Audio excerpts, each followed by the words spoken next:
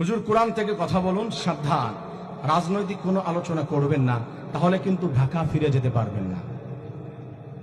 আমি গীতা থেকে আলোচনা করছি, এটা গীতা আমার সামনে।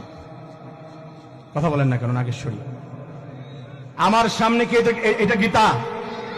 আমি গীতা থেকে কথা বলছি। আমি একটু আগে কেবল যে আয়াত পড়ছি, এই আয়াত কি গীতার আয়াত? কথা বলে না কেন? এটা গীতার আয়াত। আমি কোরআন থেকে কথা বলছি। আচ্ছা সাবধান, ঠিক আছে, আপনি আমাকে হয়তো আরেকটু বেশি করে দিয়েছেন যে সাবধানতা অবলম্বন করেন, কোরআন থেকে কথা বলেন। কিন্তু সেকেন্ড স্টেপে আপনি যেটা বলেছেন, রাজনৈতিক কোনো আলোচনা করবেন না। রাজনৈতিক আলোচনা করব না। আমি কি বাংলাদেশের নাগরিক না? কথা বলে না কেন? আমি বাংলাদেশের নাগরিক, তাহলে আমি রাজনৈতিক আলোচনা করব কি করব না সেটা আমার পার্সোনাল ম্যাটার। এইখানে ইন্টারফেয়ার করার ক্ষমতা তোর কোন বাপ দিয়েছে? কথা বলেন ঠিক কিনা? আমি এইখানে, তাহলে আপনি কিন্তু ঢাকা ফিরে যেতে পারবেন না। আমি ঢাকা ফিরে যেতে চাই না, আমি নাগেশ্বরী থেকে যাব। তুই আয় পারলে, আমি নাগেশ্বরী এইখানে থাকবো, আমি ঢাকা ফিরে যাব না।